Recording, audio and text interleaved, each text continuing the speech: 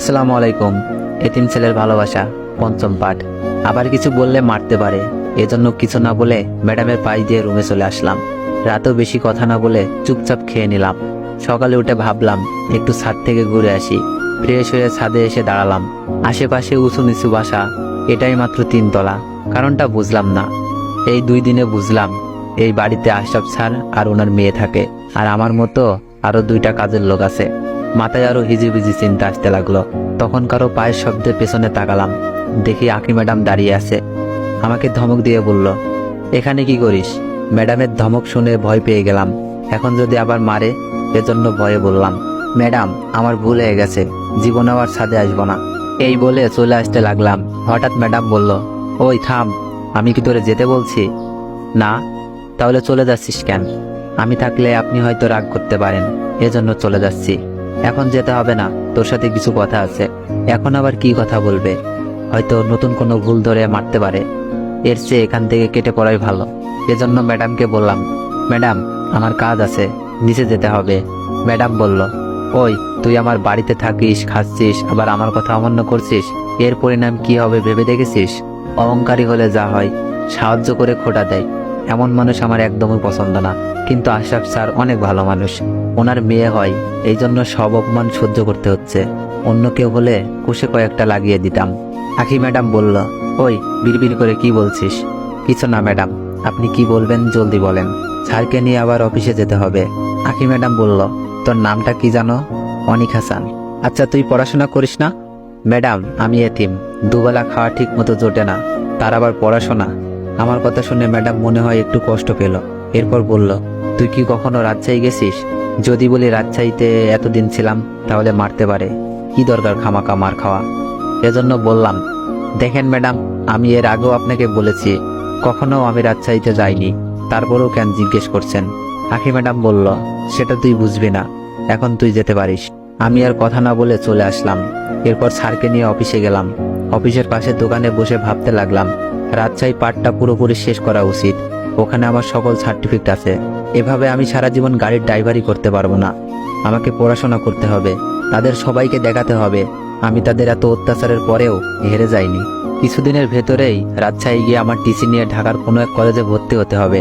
বিকেলে স্যারকে বললাম, আমার একদিনের ছুটি লাগবে। স্যার বললেন, কবে লাগবে? 2 দিন পর। আচ্ছা। 2 দিন পর রাজশাহীতে চলে আসলাম। এসে সব সার্টিফিকেটগুলো কলেজ থেকে তুললাম। এরপর কলেজ থেকে টিসি নিয়ে ঢাকায় চলে আসলাম। বাসায় আসতে আসতে রাত হয়ে গেল। কলিং বেল বাজাতেই কাজের লোক এসে দরজা খুলে দিল। সারাদিন অনেক ঘোরাঘুরি করে অনেক ক্লান্ত হয়ে গেছি। আমি না খেয়ে ঘুমিয়ে পড়লাম।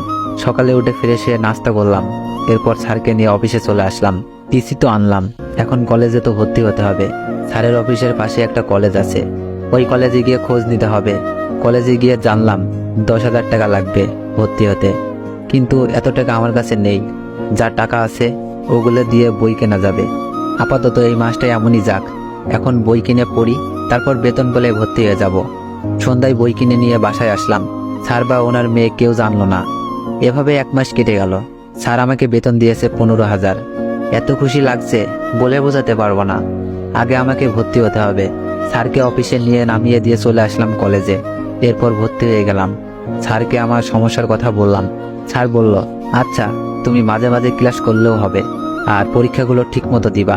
আচ্ছা স্যার। স্যারের সাথে কথা বলতে বলতে প্রায় 1টা বেজে গেছে। আমি স্যারকে বললাম, স্যার আমাকে যেতে হবে। এরপর ওখান থেকে উঠে চলে আসি। অফিসের সামনে এসে দেখি আঙ্কেল এখনো বের হননি। যাক বাঁচা গেল। আমার আসতে দেরি হলে হয়তো প্রশ্নের সম্মুখীন হতে হতো। কিন্তু আমি পড়াশোনা করছি সেটা আশরাফ স্যারকে জানানো উচিত, কারণ উনার জন্য আমি বেঁচে আছি। গাড়ি চালাতে চালাতে বললাম, আঙ্কেল একটা খুশির খবর আছে। কি খবর বলো শুনি। আমি আবার কলেজে ভর্তি হয়েছি। আঙ্কেল বললেন, বাহ, এত খুশির খবর! তা আমাকে আগে জানালে আখির ভার্সিটিতে ভর্তি করিয়ে দিতাম। তা কোথায় ভর্তি হলে? আপনার অফিসের পাশে যে কলেজটা আছে ওখানে। ভালো করেছো, ওখান থেকে তুমি ক্লাস করতে পারবে। এরপর পড়াশোনা নিয়ে আঙ্কেল আরো অনেক কিছু জিজ্ঞেস করলো। বাসায় এসে দেখি আখি ম্যাডাম কান্না করছে। কান্নার কারণটা বুঝলাম না। আখি ম্যাডামের কান্না দেখে স্যার বলল, আমার মামুনিটার কি হলো? আখি ম্যাডাম বলল, আব্বু, ভার্সিটিতে আমাকে একটা ছেলে বেশ কয়েকদিন ধরে টিজ করছে। আজকে তো আমার শরীরেও হাত দিছে আর অনেক খারাপ খারাপ কথা বলছে। তুমি যদি ওই ছেলের কিছু না করো তাহলে আমি সুইসাইড করব। মেয়ের এমন কথা শুনে স্যার অনেক চিন্তায় পড়ে গেল।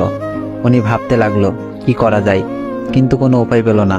শেষমেশ মেয়েকে বলল, কাল থেকে অনেক তোমার সাথে যাবে।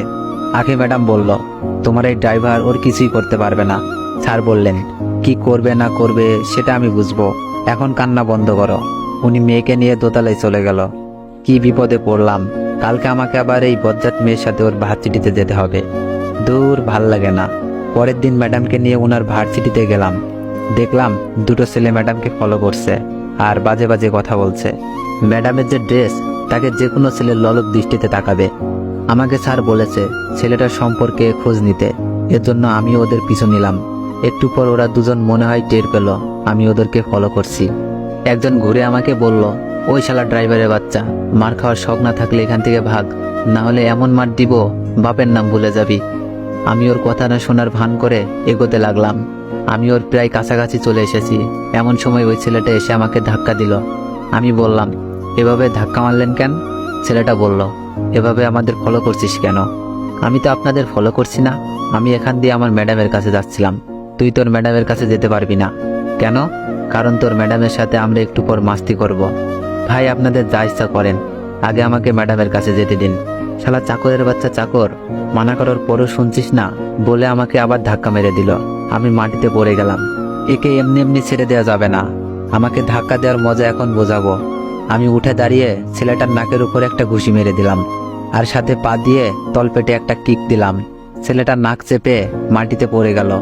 এক ঘুষিতে বেচারার নাক দিয়ে রক্ত বেরোতে লাগলো। আর যে জায়গায় কিক দিছি এত তাড়াতাড়ি ঠিক হবে না। ছেলেটার চিৎকার শুনে ওর সাথে ছেলেটা চলে এলো, সাথে আকি ম্যাডামও। আশেপাশে যারা ছিল সবাই চলে এলো। আমি আরেকজনকে বললাম, তোর ছেলেকে মানা করার পরেও আমাকে ধাক্কা দিল, এখন বেচারা শুয়ে আছে। এটা শুনে ছেলেটা আমাকে মারতে আসলো। আগেরটার মতো এটাকেও কুপঘাত করে দিলাম। দুজন শুয়ে নাক ধরে গড়াগড়ি খাচ্ছে।